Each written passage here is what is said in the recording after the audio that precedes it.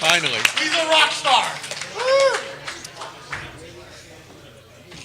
Good evening, sir. I'm just going to walk around. You guys ready? Chris, I'm attached to the laptop. You can't go anywhere. All right, I hope you guys had a good lunch. Did you go to the Cubex launch? Did you enjoy it? It went up in the air. Woo! Yeah. Now the cable guy is outside trying to fix the cable. Go Helium. Is there any hotel problems? Cable? I'm not getting HBO. So, before we start the next talk, we also have all the contests are going on now. Deobfuscation is live. CTF is live. If you sign up for Tamper Evident, you are lamenting why you did that in the first place about right now. Yeah. But this is Chris, Charlie, and M, and they will be talking about this year's badge.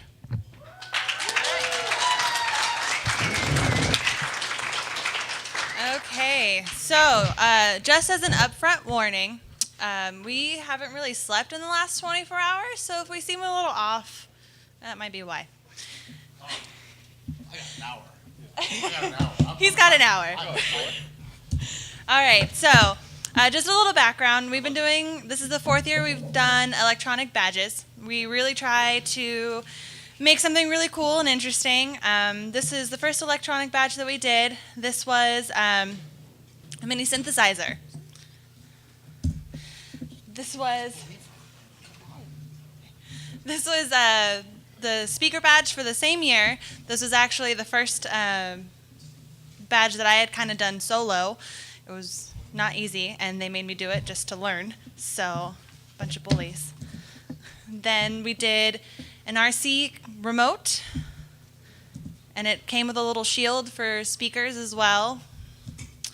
Then this is last year's, which was really awesome because it was a little mini oscilloscope and logic analyzer, also with some really cool LEDs, just to have more blinky. And when all else fails, they make really great coasters. Okay, so as a background for this year's badge, this is totally something that we've tried to do before. When NSL was first started up, we did this Proxmark 3 LCD as a group project, and it was a lot of people had not done tiny surface mount soldering before, and it ended up with a lot of troubleshooting. This is a printout that this is Daku's photo, credit given. This is something that we printed out at NSL so that you could kind of track the massive amounts of components that it took to build this board. This is when things went wrong on one of the boards. We had to do a lot of different antenna tests. There's the LF antennas and the HF antennas, and we kind of had to make our own. A lot of different tests. We tried CNCing our own, and that didn't work out. So this year, Charlie had started the badge design at last year's LayerOne with the goal to have it done by Christmas, because that's always kind of the goal, to have it done by Christmas. And believe it or not, we had a revision done by Christmas. There was actually a badge totally done working by Christmas. First ever. First ever.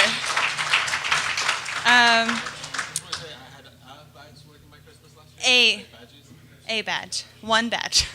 Singular. So, sorry. Like I said, little sleep. I also only just finished this. So, okay. So the Proxmark overall is a really complex board. There is roughly 200 parts. It can definitely be tricky. So you can understand how someone might go a little bit crazy having to route several revisions of something like this. There were lots and lots of revisions. For one of them, Charlie spent about 10 hours straight trying to finish it to make a deadline to order the PCBs. And there was another revision that we actually titled Charlie X has lost his mind because he had done it so many times. Right, you made it, yes.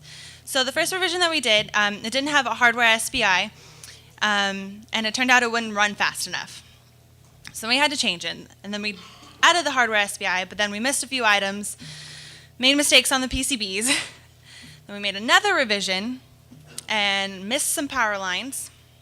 So that was, well, we actually didn't end up getting that one made. So we didn't have to worry about it. It would just moved on to the next one.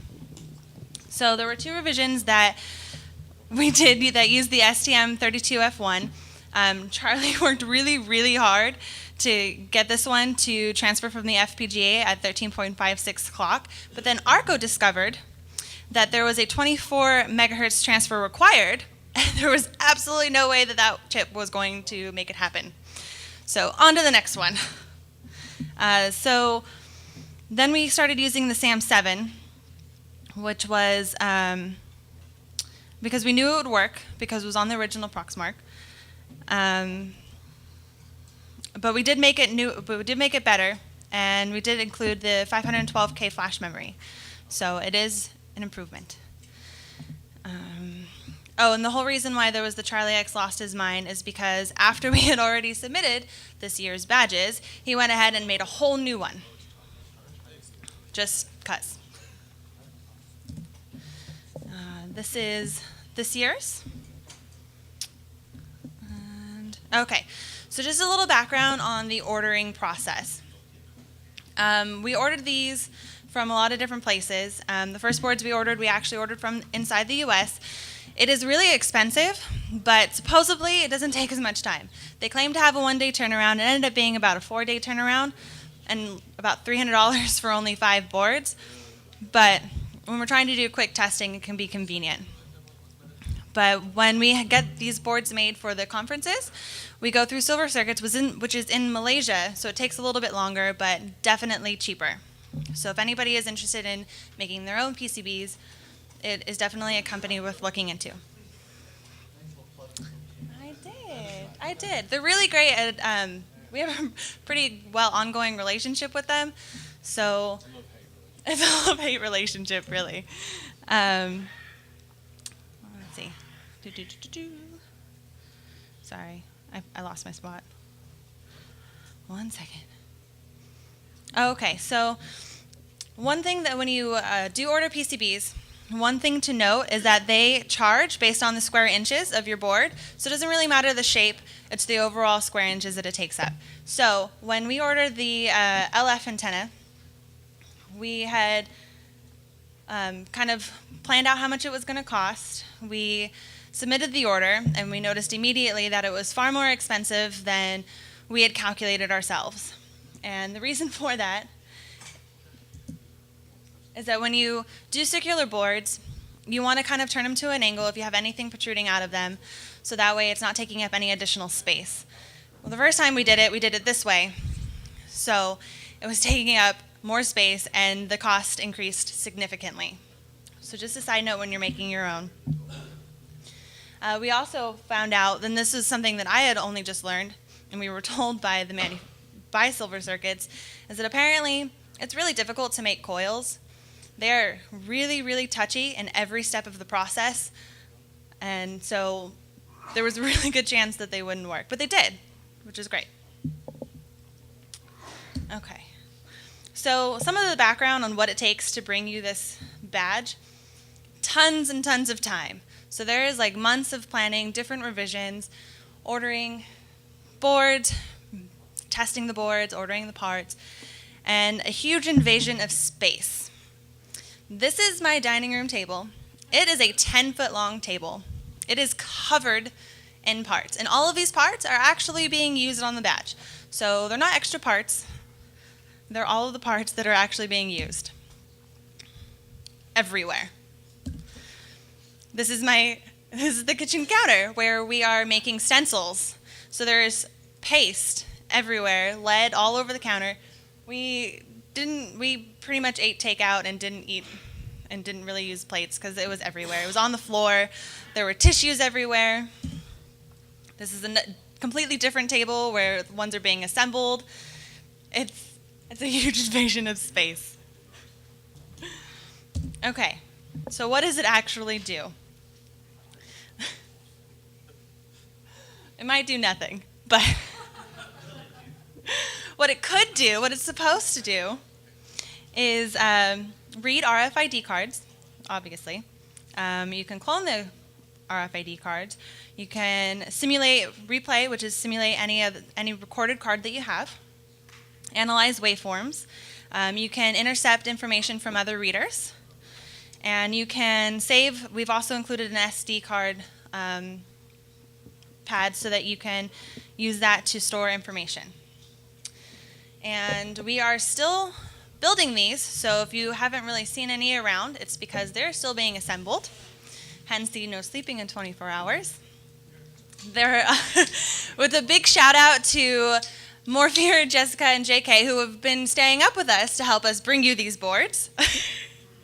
So yes, a round of applause for them. They don't have to do it, they're just doing it to be nice. And some people were under the impression that we were going to provide these as kits. It would be really, really difficult to give you a kit to do, like I said, over 200 parts. You can have a kit if they come and pick them up themselves. Yes, so we have the parts. So if you want to make your own kit. No. Don't offer that. That's horrible. No, it would take you days It would to put together, so. Yeah. Yeah. So, but we will have kits, but the kits are just going to be, they're going to be a lot less parts, significantly less parts. And it's basically going to allow you to use the OLED on the board. It also comes with a really awesome SAM7, really expensive chip. So, And that's because we ordered little cheaper chips, but they're really small. They don't fit on the board. So Again. we're going to give you the more expensive chips. That was guys. revision one.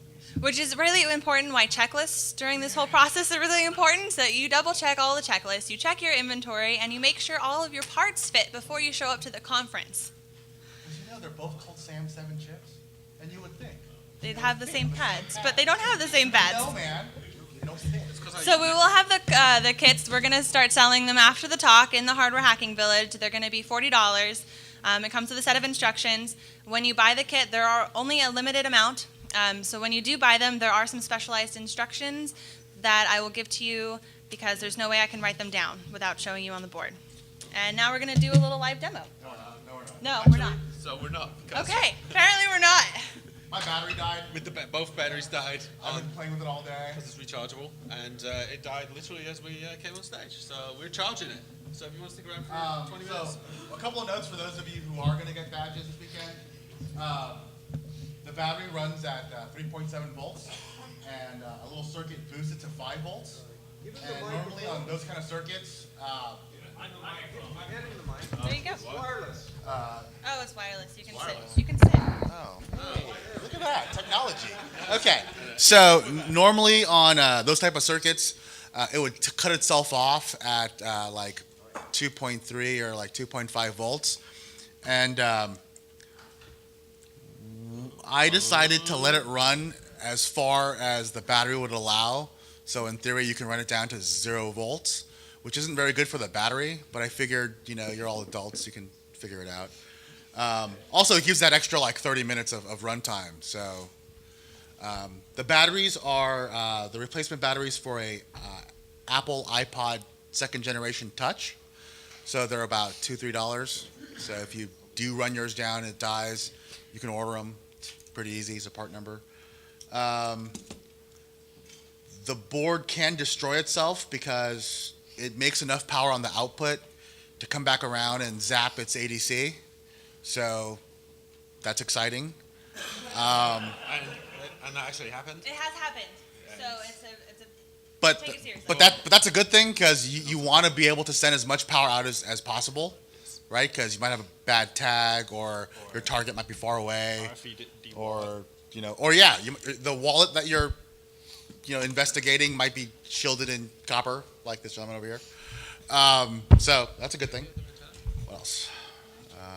Things that could go horribly wrong. You gonna tell everyone?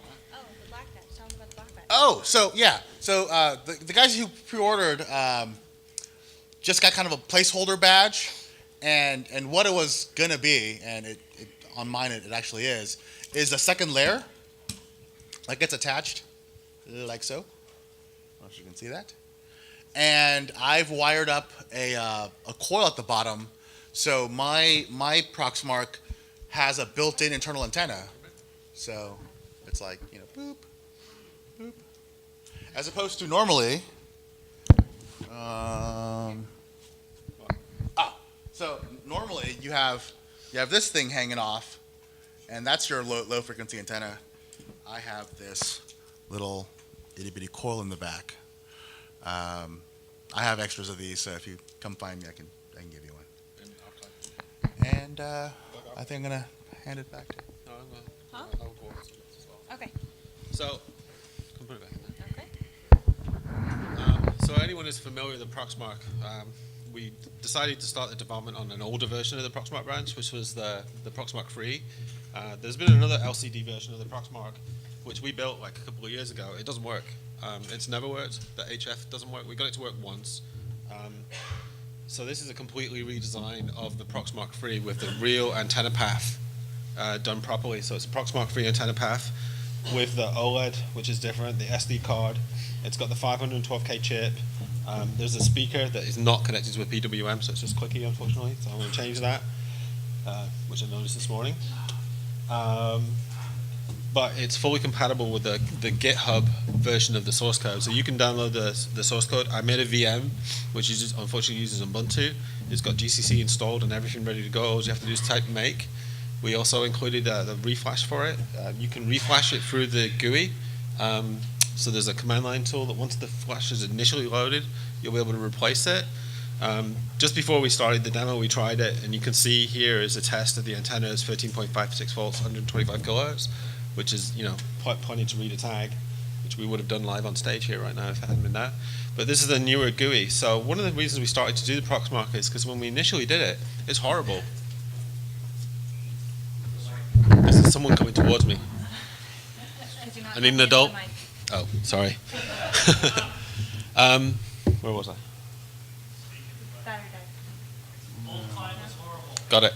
So yeah, the Proxmark 3, when we first started using it, it was awful to use. Like no one knows how to use it. So my first Proxmark was actually a stud finder. I don't know if anyone's seen the video of it, but it plays The Simpsons and finds studs in walls because I couldn't be bothered using the GUI. So there's a Windows one, there's a Linux one. This one's all kind of nice. You can just open it up and click on it, and it will work. Or you can just use the command line version of it, just like if you're used to using Proxmark, and it works with that too. So all of that is there, all of the tags. And then Radio War came out with a Chinese one. It's compatible with that too as well, but ours is way beyond that. So I think this is a better one to do. One of the things we're going to do as well is switch the antenna drivers so that we can do more than 13.56 megahertz. Because currently it comes off a crystal, but because of the new chip we're using, there's 152 megahertz, I think. The STM-FD324, it's got a megabyte of ROM as well, and that's going to be that's the one where I lost my mind. I decided to make that one about a week and a half ago, and we're going to keep going with that one and keep making it. But I think this one's going to be a lot better, and it's certainly, if anyone's got Proxmark 3 LCD, you cannot get the HF to work reliably, but I think this one will work really well. I made a Windows version of the build as well for people who don't like using Linux, because I don't like using Linux. I like using Windows. So that's polarizing, but there you go. You heard him. I'm having a contest in the hardware hacking village. If anyone can write Microsoft Word quicker than I can in Linux versus how quickly I can write in Windows, then sure, it'll take me 5 minutes because I'm going to use the GUI. But we got the flash tools and stuff like that. They're all ready to go. Is there anything else we want to say about that? After the conference, we hope to make these available for sale, but don't ask us why. Yeah. Yeah. Because I'm going to sleep. We're gonna sleep for a really long time. Sleep. And take a nice And then we'll long build break. some. Then we'll build some. All the Never seeing these things again. yeah. All the code is on RSVN. It's on GitHub. And we can, So where all the boards, Yeah. all design files. So if you're so motivated, you can go and make one yourself. Oh, yes. yeah. Also in the Eagle file, if any of you guys do plan on taking a look at the We'll fix that. the board in Eagle off of our SVN, we have included the manufacturer part and the DigiKey part numbers in the part information, so in the properties of the part. So you can pretty much take that and build your own, order your own parts and everything. Actually, no. Not yet. There's some errors. Okay, so soon, We'll fix them though. The Yeah. ability is We'll there. fix them.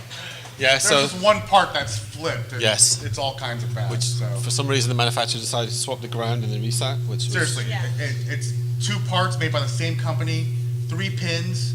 It's a reset switch. You would Microchip. think like it would just Pick. work, but they decided to make these 2 pins different on a part, and so yeah, bad. Yep. And also those lists, we sent out an email like 2 weeks ago saying, hey everybody, I think I fucked up these lines. Can everybody look at them? And everybody wrote back to me and said, hey, they're fine. And I'm like, oh, great. And yesterday when I was building the board or writing the code, I was like, this line doesn't seem to be connected to the CPU, doesn't seem to be connected to the OLED. Hence the happy fun Jumper. wire that goes from this little pad to this little hole over here. Yes. Under the screen, you can't see it, but it's happy. So when you ask people to verify, just remember they'll just write an email back saying, yeah, everything looks fine, but they didn't actually look at it. Those are the instructions, by the way, I was referring to earlier with the kits. You're gonna have to put those wires on. It's one wire. It's one wire. It's really easy, don't be intimidated. It's not that easy. Any questions? Questions? Question. Yeah. Does it have chiptune mode still? Yes, it does. It's preloaded with like 100 different chip tunes. Oh, we did forget one thing. On the back of the badge, if you flip it over with the side that has the doesn't have the logos, you'll notice there's a chip that doesn't look like it's connected to anything, and it says "Good Luck" next to it. Everybody see that? Thank God. That's all I want. I just wanted to make sure the right. No, that's a Bitfury ASIC, so it's capable of generating bitcoins at 5 megahashes. If you put that chip on there, I have some of those chips, but unfortunately I left them at home. Just no, full that's disclosure. Okay, fine. Good luck. That's why I said good luck. Good luck. That's why I said good luck. You'll be fine. It will work if you put be fine. if you It'll put the be fine. circuit in. It will work, and you can connect it to It'll be the fine. arm, and it will run. Any other questions? Add a heatsink. Does it do NFC? Yes, it does. Yeah, because that's just RFID at 13.56. It does. It does, and it does 143, 144B, all the usual stuff. But they've added on a whole bunch of stuff, which is kind of what I was saying before. Is like when we initially started the Proxmark, it was crap. But people have been working on the, for some reason, decided to pick up the GUI in the last year or so and added a whole bunch of extra stuff, Texas Instrument stuff. It can also rewrite cards. I don't know if people are familiar with the Proxmark. We're assuming they are. But you can clone a card. So you can take a card, it will read it, put a blank card on it, it will overwrite it. And you can also overwrite some cards, even if they're not being pre-programmed. So as well as the ability to clone and simulate, you can just copy cards with it like crazy. Okay. Next question. Anybody? Oh, was that a question? Okay. Do your fab shops do any QA, or is it all up to you? We're the fab shop. Did you not see the kitchen picture? You see the kitchen table? The fab shop. You see the scars on my arms? These are actually where I tried to slit my wrists like 2 days The ago. Fab shops. That's great. Yes. How does it handle formatting? Formatting. No, I was talking about Word as the GUI thing. That was a joke. What do you mean? So, for formatting, apparently there's one of 150 or so different formats. Oh, the GUI has like Oh, you mean of RFID tags? yeah, they're all Right. listed in the GUI. So, here. unlike most commercial readers, which have a set number of things they can decode, FSK or whatever modulations they use, this is just a microcontroller, an FPGA. So if a new format comes out, as long as you know what that format is, you can program the FPGA to decode it for you. This has quite a few, like some obscure ones I've never even heard of. You'd be pretty hard pressed to find one that isn't already supported by it. But in case you do, it can be added. What are you doing? Huh? Yes. Something else, You're in paint. Major Malfunction just did a Kickstarter. He has a library of a couple decades with probably 1,000 different formats of obscure, hotel and laundry tags and high security tags that they're doing an open source library for. Yeah. Probably before to this. Was So there are I think they call it the RF Tiddler project. Yeah. Oh, right, So, yes. what's his name again? Major. No, the other guy. Stuff they've done for hire that they saved the formatting info for will probably be available for that. Yeah, we've been talking to Zach, who's part of Aperture Laboratories as well. Yeah. Zach was actually going to come out for LayerOne.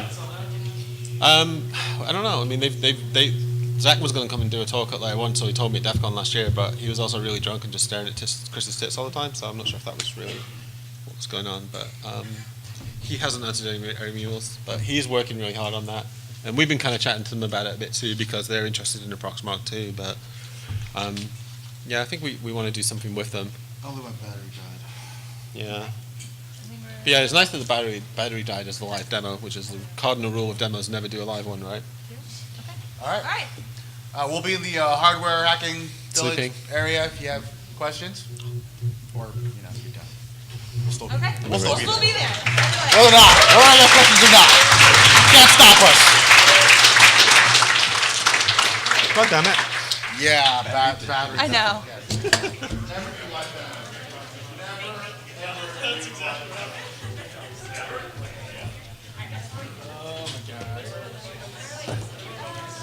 Huh?